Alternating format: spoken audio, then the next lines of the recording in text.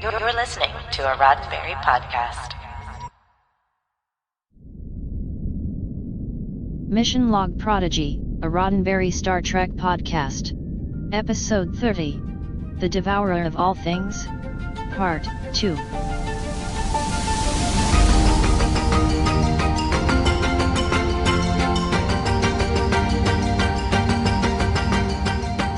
Welcome into another episode of Mission Log Prodigy, a Roddenberry Star Trek podcast. I am Marina Kravchuk. And I am Charlene Schmidt. Just like our flagship Mission Log podcast, each week here on Mission Log Prodigy, we discuss each and every episode of this animated series, discover what makes each of them special, and see if there's any morals, meanings, or messages that we've learned. This week, we continue our look at the Devourer of All Things with Part 2. Please remember that Mission Log Prodigy is an in-depth review podcast, so if you have not seen the episode yet, you may want to put us on pause, watch the episode, and then come back to hear us talk all about it. That's right. Mission Log Prodigy is produced for YouTube and as a regular podcast, so please press all the buttons and do all the things. Engage that like button, press the share button, and tell all your friends who watch Prodigy about this show if they don't know about it. Subscribe to us on the Roddenberry Entertainment YouTube channel. And if you listen to the audio-only version, a rating and review goes a long way. We'd really appreciate if you do that wherever you get your podcasts.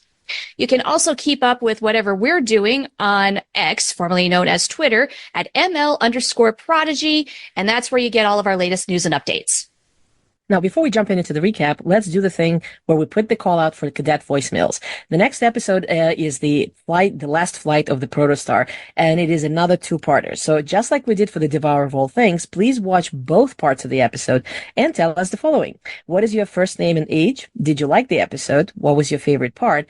And what did you learn? Then send your file to missionlog-prodigy@roddenberry.com, and please make sure it reaches our inbox no later than September 21st. Yes, there's more time than usual to get messages because we may have something fun planned for a mid-season break. Yes, but with all of that said, let's kick things off for this show by answering the same questions we ask of our cadets, but about Devourer of All Things Part 2. So, Marina, did you like the episode?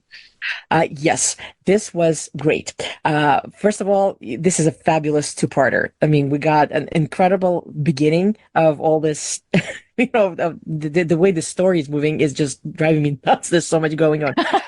So we had a great beginning with part 1, and now we have a great, well, not ending, but certainly conclusion to this bit with part 2. It really pushed the story forward. I mean, we learned so much. We saw a lot, and we finally caught the glimpse of the lost Protostar and its good captain.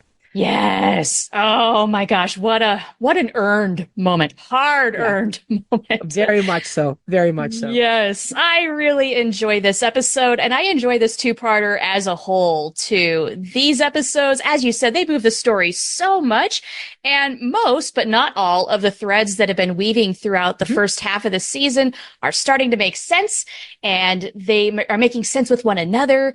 It's a lot clearer now where things are going, and I don't know about you, but I'm excited to keep marching along. How about your favorite part? Oh, yeah, absolutely. I love the fact that we have, not all characters, but certain characters throughout the story get wonderful standout moments.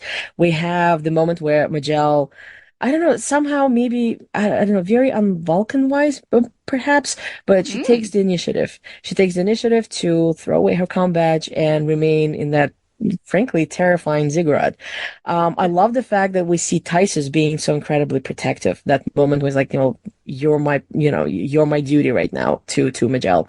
If you recall in the beginning when he's not, it doesn't sound like he's much enamored with the cadets. And meanwhile, he turned into a real protective, papa bear, I suppose. And then of course we have Janeway being Janeway, which I love it. It's like, it's everything that we've known about her since Voyager, kind of wrapped into this one tight moment where everything is happening. And we're going to be talking about this later on. So Janeway being Janeway is just perfect. And of course, the very ending where we seemingly see Wesley sacrifice himself completely unexpectedly. We just caught up with him. We just know what's happening in his world. He's been gone for so long. And poof. well, I should rather say boom, because that was a huge explosion. Was a And then, boom. of course, that was that very last moment where, it's gorgeous wherever we are, planet or moon, and you see the bearded Chakotay sitting up there on the Protostar.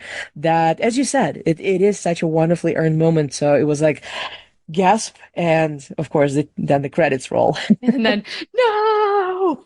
Next episode, Netflix, please. Not a second too late.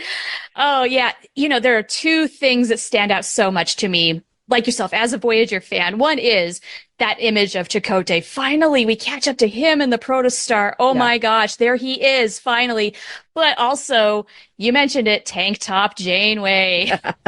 I mean, it is a really small detail without context. But if you know Janeway and you've seen the episode Macrocosm on Voyager, this is Janeway in high action mode. That's what the tank top means. If you don't get it from her tone of voice, and you should though, because Kate Mulgrew's delivery is very action hero-esque. But if you don't get it from there, you're going to get it from the visual of tank top Janeway, because she means business. Yeah, that's the epitome of action Kate. So it was just perfect. It was. And like you said, we're going to be talking about that quite a bit more. All right. How about, what did you learn? Well, in this case, I think one of the lessons that the episode delivered quite clearly is the fact that you come into a situation which we see with a lot of Starfleet officers, where you have to make the call, when you have to make very difficult decisions, especially in the spur of a moment when things are going, in the middle of a text or something else happening, or your ship is malfunctioning. Anything. And especially in those moments when other lives are at stake, especially those lives that you were in charge of. So we see this with quite a few characters when they have to do this. Magellan makes the call. Val makes the call. Janeway is continually making calls. So it's, I think it's a pretty important one. Making difficult decisions. Yeah. Oh, our discussion is going to be so good for this episode. I decided for what I learned, it is the lesson in practice here, which is never abandon a member of your crew. You checked off the list. Majel, Dal, Admiral Janeway, Tysus, Wesley, they're all doing this to some extent. And we're going to talk about how they fit or how they participate in this paradigm, I suppose, and put it on display. Thank you, Char, for your answers. And now it's time for this episode's recap. All right. Well, here we go. The Devourer of All Things, Part 2, is written by Aaron J. Waltke, directed by Sean Bishop. Here we go.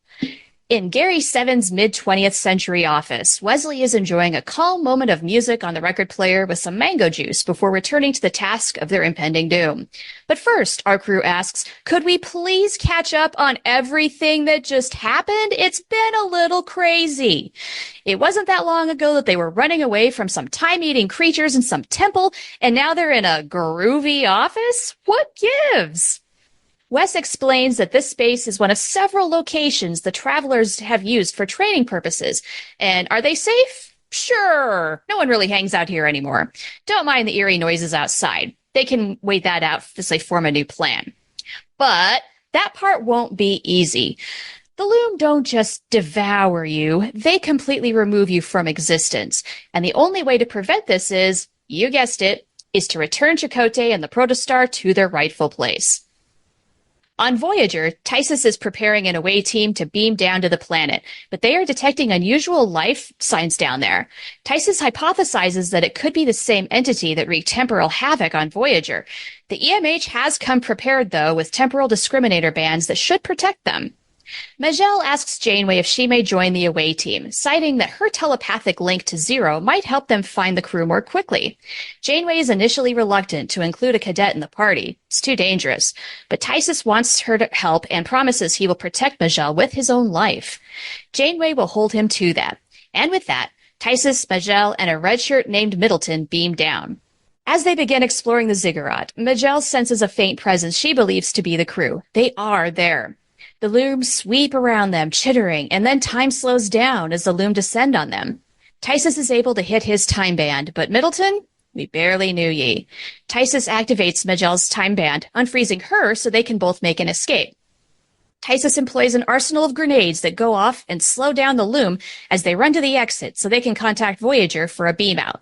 These creatures are too much for them, and they will not be coming back with their missing crew members. It's a tough call, but Tysus must make it. Majel makes a call of her own, though, and tosses her comm badge so Voyager doesn't beam her out. This panics Tysus when he materializes in the transporter room without her. Even more disturbing, Janeway has no recollection of Ensign Middleton. He's been erased from existence. Back in the ziggurat, Majel senses Zero, but also senses that they are somewhere else. In Gary Seven's office, Zero feels her reaching out, shocked by the connection. With the loom hot on her tail, Majel uses a control panel to send a message to Zero, which translates to a phone ringing in the office. She informs them of the danger she's in. Zero asks Wesley to bring her to where they are, but doing so will expose their position. He cannot risk it. But Dal can, and presses the button just in time before one of the loom erases Majel from existence. She arrives, unharmed, and Zero helps break her fall. They've both changed quite a bit since they last saw one another, but catching up on details will have to wait, as the loom now know their location. Wesley opens a door to yet another secret passageway, one of many in the ziggurat, and everyone makes their way to the Infinity, only to see it being devoured by the loom. They're surrounded by the creatures, and even Wesley is out of ideas at this point, until Dal looks up and sees Voyager. Janeway declares, "Stay away from my crew," and fires the ship's phasers at the loom, which attracts them to the ship. It buys Wes and the recruits the time they need to escape. Things escalate quickly on Voyager. The loom wastes no time devouring the first two bridge officers they can find, and hand phasers do little to fend the loom off. Janeway orders everyone to the battle bridge at once, but she loses more crew along the way. Things aren't going much better anywhere else. The ship has multiple hull breaches, and the EMH cannot make time discriminators fast enough for every humanoid aboard. As the loom make their way to sickbay, the EMH fends them off long enough for two Nova Squad candidates to flee, and at the cost of losing his mobile emitter.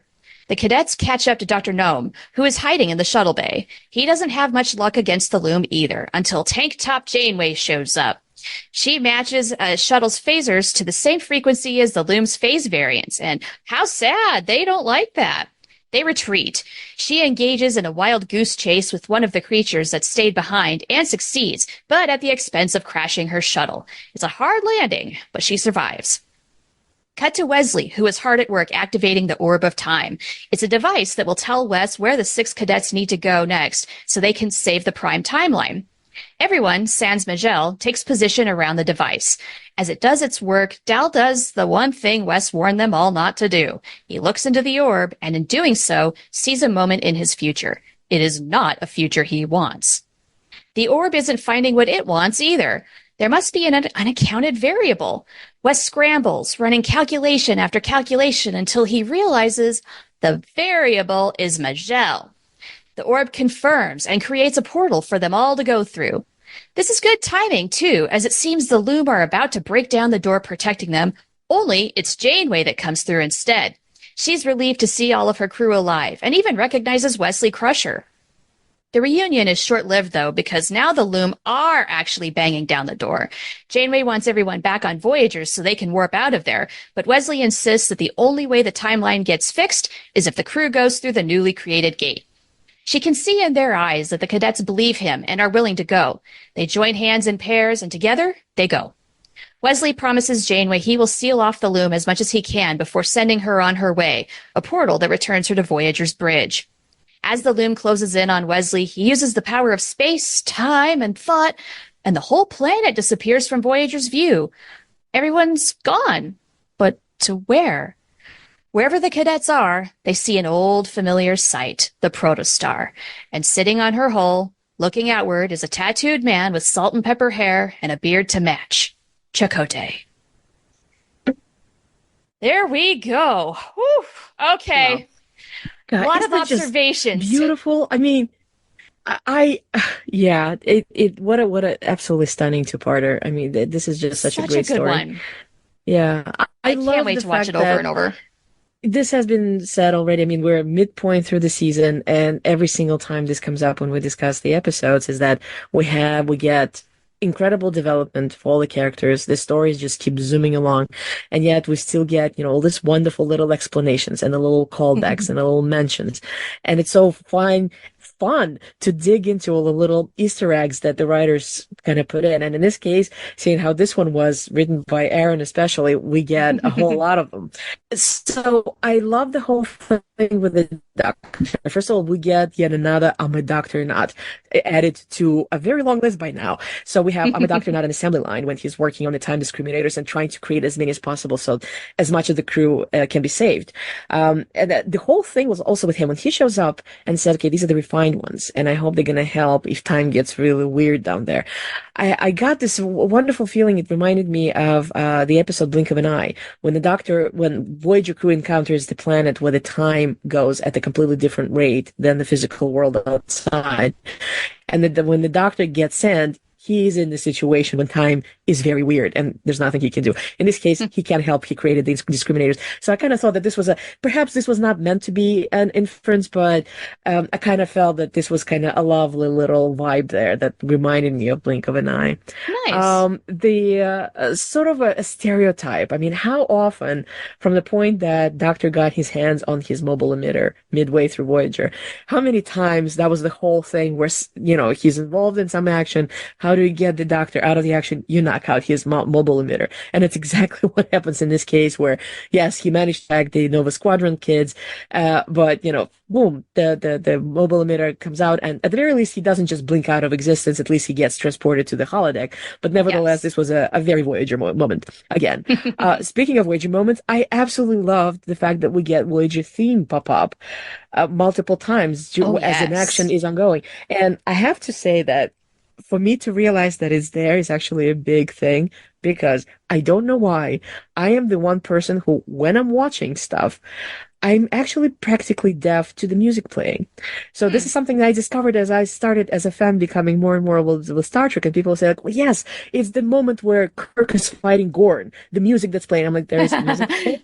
It's like, I know it's there. It's obviously so ingrained in the action that my brain doesn't even register it. So I am one of those, unfortunately, deaf for all intents and purposes. When things are happening, I don't register what the music is until I rewatch and actually specifically concentrate on the music. So in this case, when I'm watching these, I'm like, there's Voyager theme, and it's multiple times. So today is a big day for me. So thank you. Hey, yeah. Well, you know what? I think a good soundtrack, the first time you watch something, the soundtrack will cue you in, but you're not paying attention to it, and it gets out of the way in the best way. But it's again, I'm one of the, I have the music at home, but it's sort of like very much comes after the fact in a way. So the biggest Voyager callback that I wanted to mention, which you're probably going to talk about this as well, is of course the fact that we get the epitome of the way Janeway was, midway, as you said, macrocosm, pretty much any time where she would go to bat for her crew. And it's particularly, lovely in this case, seeing that, she's not doing this just for the crew, for the actual Voyager seeing how they're under attack, is the fact that she's doing this just, taking care of the kids in this case, making sure that the crew is taken care of and is not, in danger, although seeing where we are in the circumstances, it's kind of like, well, how much more danger can you possibly find? We're already in pretty much the thick of it. Right? Can there possibly be more danger than the unraveling of the entire universe? So, that moment when she's like, stay away from my crew. Macrocosm already is kind of a joke. The joke is, it's Janeway does Ripley from the Right, of course, franchise. yes. It was the same thing. There is a moment in the second Aliens movie where Ripley is trying to protect the little girl, and she said, stay away from her. Expletive. And I'm like, this is just perfect. This is like, it's all lining up. We have like this wonderful matching vibes happening. Similarly, she crashes the shuttle. She comes out with her tank top on and her phaser rifle. And there is this way, the way she says it, that used to be a lot easier. If you've ever seen Lethal Weapon series, Murto character says, I'm too old for this. It's kind of like, it's almost identical, way she says it. It's fantastic. Something that is also very ingrained in Star Trek lore in general is the whole thing with matching phase variances. It happens literally everywhere, and it's almost like a magical way of, did you did you make sure that the batteries are pointing the right way? It's like, have we Right. find our phase variances here? So, but it does come up, and it makes a whole lot of sense. It's almost as, um, in the first part where our yeah, crew the is trying to phase tachyons. the loom, yeah, they forgot probably or haven't thought about this when they're like, oh, the loom seemed to be unfazed. But that was certainly a trick that they probably should have tried. And of course, Janeway comes through, and both firing the shuttle or the phaser works out that if you match the variances, you're actually gonna hurt the loom. That's a very very Star Trek moment. I thought you were talking about the tachyon stuff at the very beginning of the season, where Yeah. it's like tachyons and phase variants and pattern enhancers can do just about anything you need them to. Yeah, but it's great that we have this because again, it's kind of organically fits in everything. It's all It's part the of world. the universe. That's what you do exactly. And speaking of, I love the fact that we have all these bits on it. Of course, Wesley is the time traveler. Oh, yes. He works with time. He manipulates it. Of course, he's gonna have some version of the orb of time. And like, I'm not sure. I didn't get it that it was specifically the orb of time that we see in Deep Space Nine, but probably some kind of simulacrum of one, perhaps. Yeah, I'm not sure either. I'm not clear on But that. it That might certainly- be a good question for Aaron Walke, actually. Yeah, and the fact that we have reference to Boreath crystals, which works perfectly again because it's the whole thing. Remember, you touch the crystal, you're gonna see a future that's since you touch the crystal is going to happen, and so that moment where Dal peeking into the future stream. Like, yeah, that's the danger of doing something like this. He did not see things that he liked. Right. And the things that at that point, we don't know how much he saw. We only see that very brief scene when he's talking to Gwyn in the future. So who knows what he actually saw as a complete image. Now, my favorite callback, probably out of all the ones that we've had so far, is that moment when Jankum, he's about to stand in his spot so his quantum signature can be read. And he's like, that's gonna scramble my DNA like Jabalian omelet. The Jabalian omelet. This is Jabalian omelet. It's a deep cut that is so delicious. Pardon the pun. I can't. So just to give you an idea, because this is very meta. I think this is perfect. This exactly foreshadows what happens literally a few minutes afterwards in the episode. Exactly. There is an episode of Voyager where Neelix's trying to explain that sometimes you think so much, you're so overworked mentally that you miss just one simple detail, something not uncomplicated, that would fix the whole situation or explain the situation or, something like that. And in this case, he was describing it via him being a cook, describing that he was trying to prepare Jabalian omelet and things were just not working. And then he had, a flashbulb moment, and I was using 6 spices, but the omelet needed 7. Now, Aaron actually confirmed it on Twitter that this was specifically, he put it in himself for his own fun. And it explains what actually happens, as I said, literally a couple of minutes later when Wesley realizes that his plan is not working. The gate, the portal is not opening because it's not 6. He needs 7 right, to make it work. I think it's sheer brilliance. You can't top that. It really is. And there's even more 7 symbolism there if you think about it. Like, we've got the Magnificent 7 of the 90s Trek crews. There's typically 7 members, 7 seasons. It's sort of like a 47 reference in a way of where, like, this has a lot of things going on for it. But I love the Jabalian omelet reference just because that is such a deep cut from Voyager. He said it one time. One time. And it's just, I love the fact that it fits so perfectly. It's 6 spices versus 7. Perfectly. I mean, I can't. And the last callback is actually not a Voyager callback. It's a callback to Enterprise. There is a moment when Tysus unexpectedly says, "Yeah, sure, Majel should join the crew. We could use every single piece of help we can get." And then he swears an oath that he's going to keep her alive, and he swears it. It's I swear on the blood of my ancestors at the wall of the heroes, and that actually is straight from the Enterprise. That is something a memorial on Andoria that is very important in the Andorian culture. That it's just wonderful that it just naturally comes in like this, and there you go. You have another point of reference with something else in the Star Trek universe. So much lore. Okay, thank you for Yeah. that big chunk of callbacks. There's so many in I this know. episode. Wow. Well, it's okay. You've got your chunk of observations. I've got my chunk, and most of my stuff is Wesley stuff. So Wesley mentions that the other travelers have completely vacated the prime timeline. So they have fully noped out of the situation for sure. And I don't know about you, but when he said that, it really brought out feelings that this group is really on their own with this delicate and difficult problem. Nobody is coming to help them. There's no backup plan. They are on their own. This was really unexpected. I mean, if you think about the fact that, I mean, we know that travelers are powerful entities, and the fact that they would consider that this situation is so irreparable that they would literally like, yeah, all right, I guess we'll go, good luck. Yeah, just the weight of that hits my shoulder square on when I hear the line, and ow, I don't have very strong shoulders. Kind of a funny thing. The way Wes looks at the phone when it's ringing in the office, that's basically my face anytime a call comes into my phone from an unknown number. And I'm like, nope, I'm not answering that. Sorry, Michelle, I'm not picking up. And then speaking of Michelle, was Wesley really going to just let Michelle die? This was unexpected. I mean, seeing that obviously Wesley's brain operates, I mean, he sees multiple possible outcomes to various things.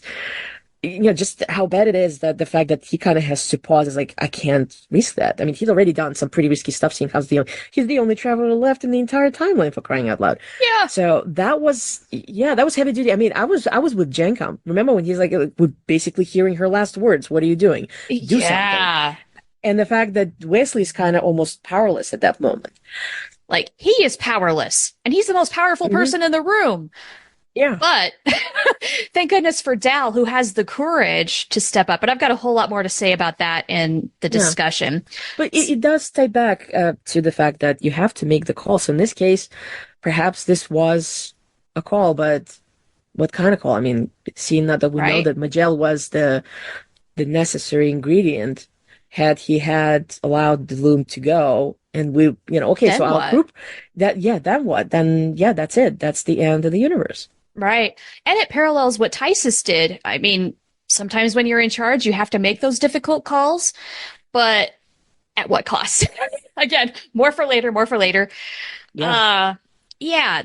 Okay, you've got a great note about Janeway and Wesley. What's that? Yeah, this was wonderful. First of all, I love the fact that we, when we do have legacy characters interacting, that you do get the moments where they know of each other, which kind of makes sense. I always thought that, of course, people are like, well, we had things of the characters from TNG appearing on DS9, or, well, yeah, they're contemporaries. They work on fairly, we are talking about senior officers, so they're on a specific level where they would somehow interact each other, would be aware of each other. So I thought that was fantastic, where, Janeway almost instantly recognized him, even though, I mean, Wesley has been gone in the prime timeline. I mean, for Wesley, time is weird. For us, it's not. For decades. And their interaction, because, I mean, she's ready to protect. She's ready to fight. So is he, but on a completely different level. So you have this thing was like, oh, you're the ghost. You're the one who's been luring all of us into this situation. And Wesley's sort of like, I am an omnitemporal traveler. Not a ghost. And then, of course, the final moment where Janeway doesn't want the kids to go into any further danger. I mean, we already have, Loomis collapsing everything around. Meanwhile, Wesley just goes, it is not our call. And glad you she recognizes the wisdom of that statement, which kind of brings me to the whole thing, is that what you see in Janeway as a great commander is the trust in handling the situations, knowing her crew. In this case, I mean, yes, they are only hopefuls for this for the academy, yet she knows enough of their abilities and everything they've been through so far to trust that they know that they are, that they're sure, but the call, they can do it. They at least they're confident in the fact that they can make that decision. They can make that difficult call. Exactly. Right. So I love the fact that, it wasn't like a standoff, but they were going back and forth until it was like, it's not our call. So I'm stepping back, you're stepping back. And she goes, go. I trust you. So I thought that was a great scene. Here's a question for you. Was Yeah. Wesley / Will Wheaton channeling a little bit of Shatner at times, like especially with that line, "It's not our call to make"? Doing the very stereotypical Shatner, and people do Shatner impressions. It's sort of like what he was doing. At least that's what I got out of it. Perhaps a little bit, but he had to make, like, that was the key phrase of that moment, where, like, we can be talking about the universe fraying, we can be talking about all the little things, but at the end of the day, because it's up to our crew, they're the ones who have to make that call. Mm-hmm. And so, like I said, this was a lovely piece of acting. Yeah, I just thought it was kind of funny. This very dramatic moment, and he just goes for the Shatner angle to really bring out the drama. The drama. That's exactly it. And Yeah. Speaking of, so I just said, fraying universe. Yeah. I love the fact that even though Rock doesn't get to do much in this episode, except obviously being part of the crew and participating in everything, she's very obviously is the one who's kind of keeping track of what and understanding what Wesley's doing. So, like it's her who says, or like when the like Dallas goes like, well, how all of this, all this weird gizmos and equipment that Wesley's, how's it all going to help us? And it's like, yeah, that she realizes that Snafu is, it's tied with them. And then she says, it's us. So we have to proceed. We have to trust them. And I love the moment when she's summarizing, the whole situation for Janeway, where, Janeway busts through the door and, he's like, what's going to happen? I actually had this written down at some point, but she's like, yeah, the universe is fraying. Wesley had an idea how to fix it, or at least he thought he did. And it was like, it's just so, yeah, it was like, and that's where we're at. Yeah. And that's well, yeah, pretty much. So it's like, it's not like the kids are getting jaded. I mean, there's so much going on already, but I love the fact that they nevertheless, they're very realistic about the situation that they find themselves in. So, yeah. Yeah. He thought he did. Anybody else got any ideas? Right. So you mentioned Dal looking into the future and seeing a future that he doesn't necessarily want. It's, that's sort of like a thing that people hypothesize a lot. Like, oh, wouldn't that be fun to know your future? Well, maybe it seems like a good idea at the time, but I'm sure Captain Pike would like to have a word about that, where maybe not. So this is actually the moment that I love the fact that he specifically mentioned that those were Borth crystals, because thanks to Discovery, we know for a fact that it's not a hypothetical future. It is something that's going to happen. So in this case, it's especially dangerous that Dal was being Dal and recklessly looked into and, kind of got hit with unpleasant image. So again, we don't know how much he sees because we only see, I guess, just a snippet of it. But, we'll see what the end of it going to be. Yeah. So the very last thing I have on observations is, even though he might be looking a little bit worse for wear, isn't it nice to actually see Chakotay again? Yes. Well, we've been waiting for so long. It's almost like, well, is he actually there? Or we're going to discover, Protostar destroyed and he's gone. And then what? So in this case, finally, it's like, yes, we have that moment where the portal worked, the orb sent the 7 of our crew to precisely the location where they have to be. And hopefully now we'll kind of start working towards fixing all this mess. Right. And that he's actually there, that he survived. Yeah, that too. Yeah, at least we know he's alive. At least we don't know where he is or when he is, but he and the Protostar do still exist, and that's what matters right now. How about we get into the discussion, because there's quite a bit here to chew on. I thought initially watching this episode, this will be fairly straightforward because it's a lot of action. It's moving the plot along, but really the more I thought about this episode, the more my mind dipped into some pretty interesting things. So I'd like to start off by talking about the ensign we barely knew, Middleton.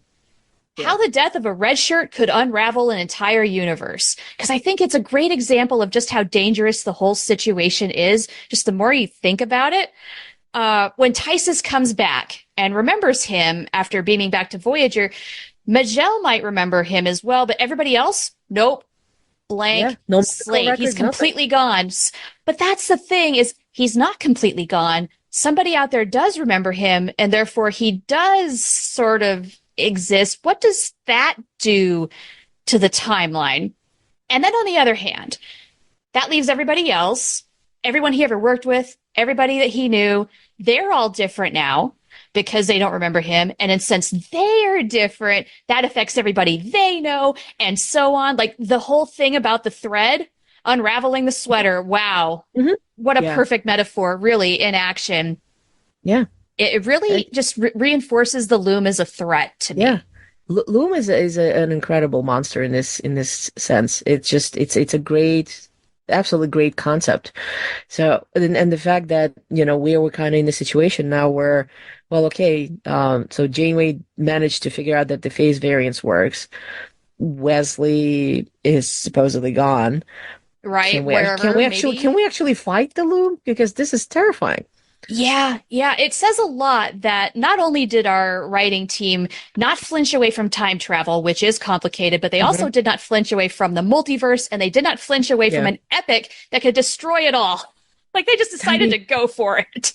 Yeah, all this timey-wimey stuff. Woo, tell you what. Yeah, we talked about that a lot last week, and it still boggles the mind how this is all really coming together. Oh my gosh. Do you remember way back in the beginning of the season, the quote, "You'll be called on when you're needed"? Yes. Yeah, the doctor says that. Yeah. Yeah. I feel like that is a really good theme in this episode. For starters, we have Majel stepping up and asking to join the away team because of her telepathic link to Zero. She calls on herself and volunteers as needed, but then also takes that very big step when she stays behind.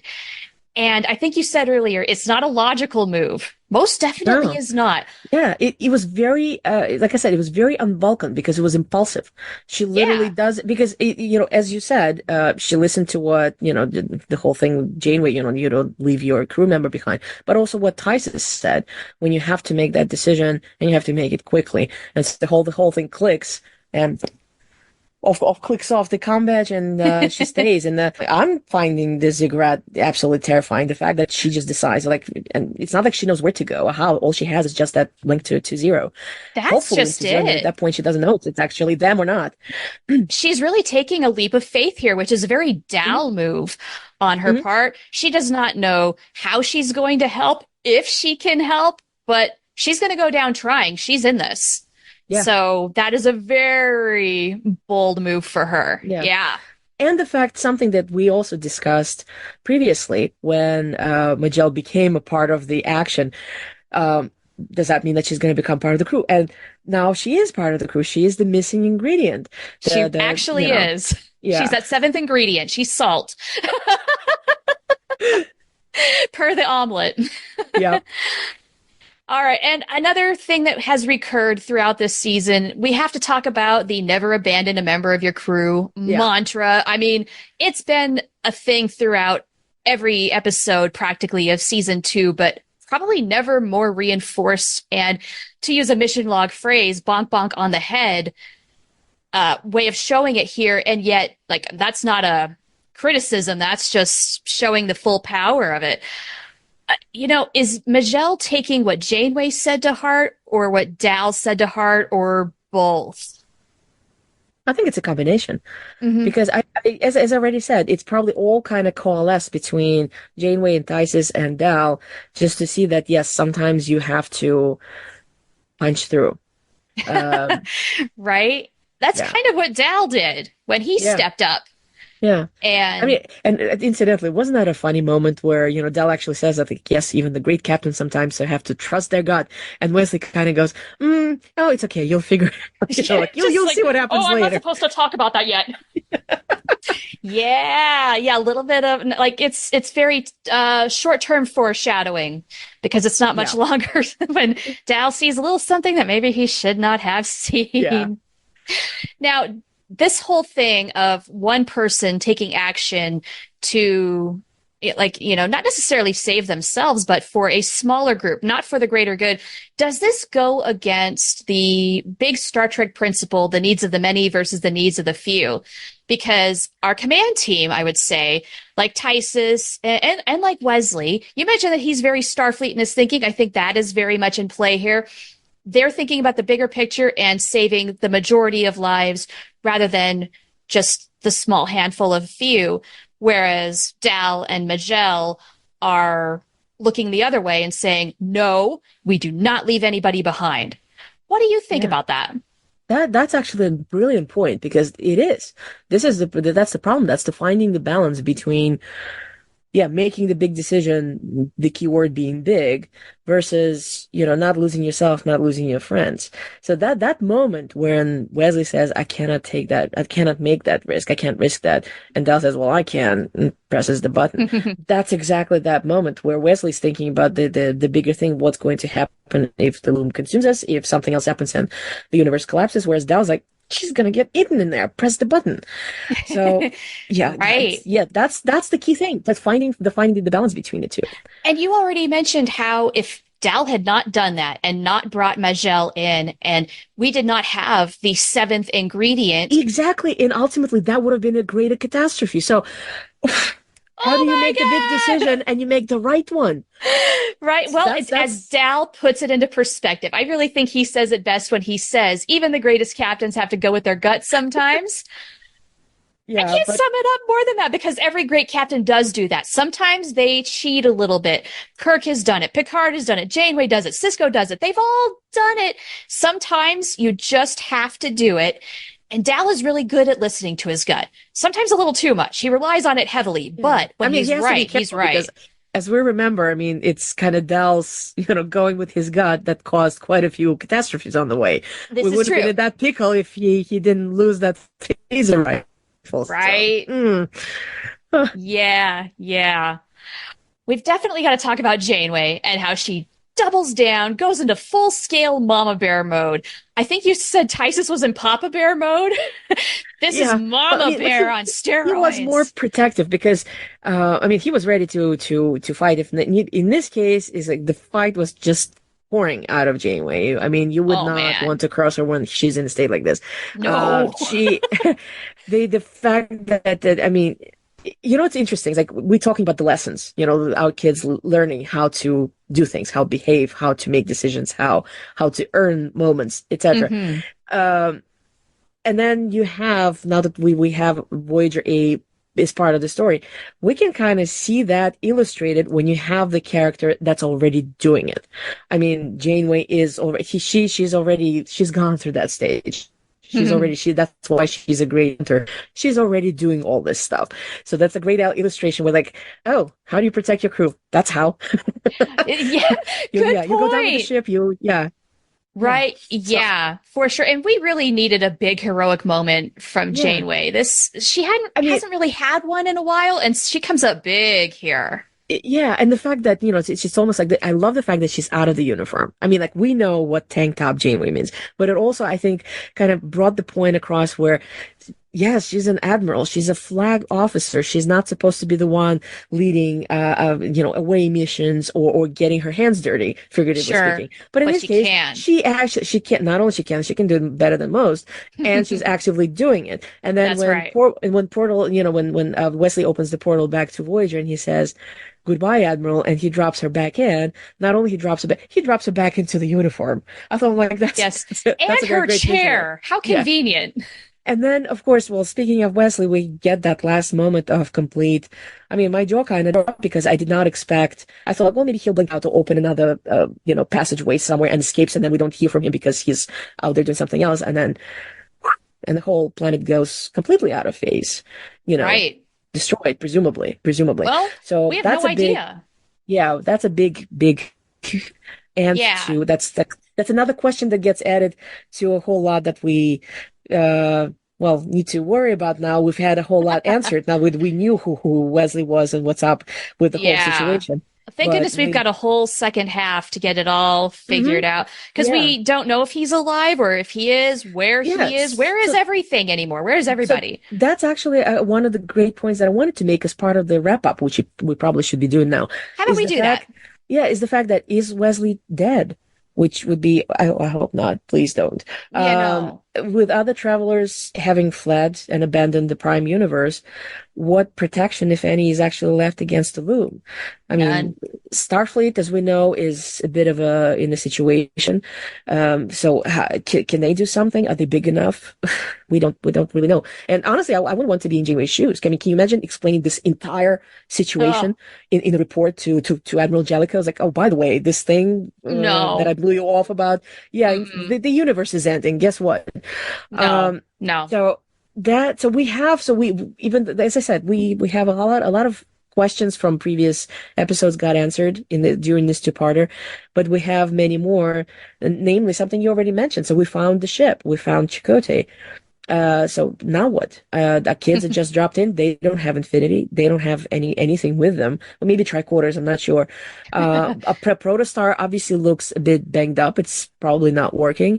Where are we? When are we? Are we even, is that something that we can communicate with Voyager again? And not to mention, there's that one little story thread that's still dangling there.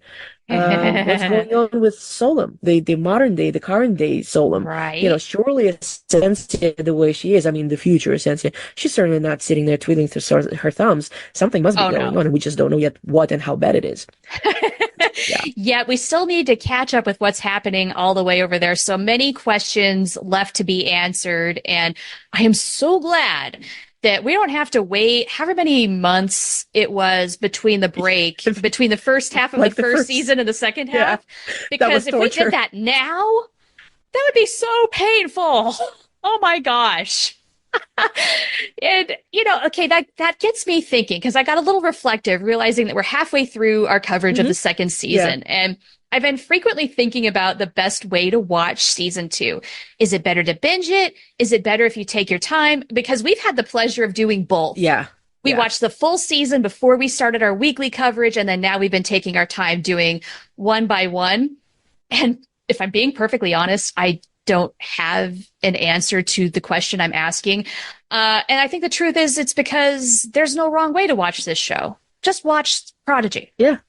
Absolutely. You're absolutely right. As a matter of fact, it kind of, perhaps it even enhanced the way, because we did have a mad rush of watching it as a complete binge of all 20 episodes. And now we actually have an opportunity to kind of chew through it and notice a whole lot of things that we missed on the first time. Oh, yeah. So, no way we could have gotten it all on the first watch. But yeah, absolutely. So you watch it, get your friends watch it, your relative watch it. I don't know, random person on the street if you can swing it, watch it. Just be careful about talking to strangers. Yeah, and I'm so grateful that we get to do this. We get 10 more episodes and some supplementals where we're going to interview folks involved in the show. And man, this is a cool thing we get to do. Yeah. So much fun. Yeah, and so I guess we've reached the end of our show, so thank you everyone for joining us here on Mission Log Prodigy. If you enjoyed our show, please make sure you like, share, and subscribe to our Mission Log Prodigy playlist on the Roddenberry Entertainment YouTube channel, or you can find us on your podcast catcher of choice. Mission Log Prodigy is produced by Roddenberry Entertainment, production and technical direction by Earl Green. Our website and your opportunity to comment and connect with us is missionlogpodcast.com. And if you'd like to support Mission Log directly, you can do so at patreon.com/missionlog. Thank you, everybody, for joining us today. Next week, we've got a little something special planned, so stay tuned. But for now, let's hear what the cadets have to say about the Devourer of All Things. Receiving listener communications. Message playback begins. What's your name? James. Did you like the episode? Yes. And what was your favorite part? When they ended up in 1968. And what did you learn? To never mess around with time and never underestimate how many dimensions there are. Ramona, how old are you? 15 months old? Okay. Did you like the episode? Yeah, you did? What did you like about it? You thought it was full of exciting adventure while weaving together 60 years of Star Trek lore? Wow, okay. And what did you learn? No. Yeah, they shouldn't be apart. They should stay together, right? All right, what's your name and age? My name is Rook and my age is 9. Rook, did you like today's episode? Yes. What was your favorite part of the episodes?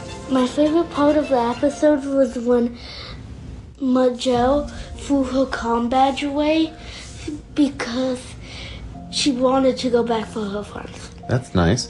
What did you learn from the episode?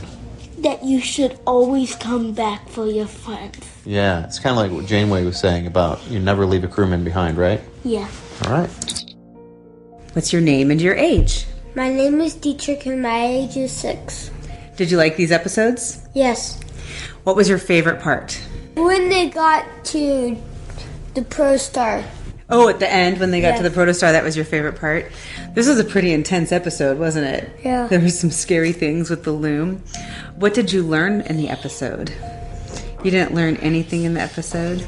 Well, you know what we've been learning throughout these episodes is the importance of friendship. So what did Wesley forget? He said something was right in front of him. Who was he missing when he was trying to figure out the best possible scenario? Majel. He was missing Majel. And so what does that tell us? They have a good friendship. They have good friendship and they all got to stick together and work together? Mm-hmm. Yeah. So you said something that was really fun when we got to the end of the episode. What was that? What if they just traveled that long journey just to say hi to Kote, bye to Kote?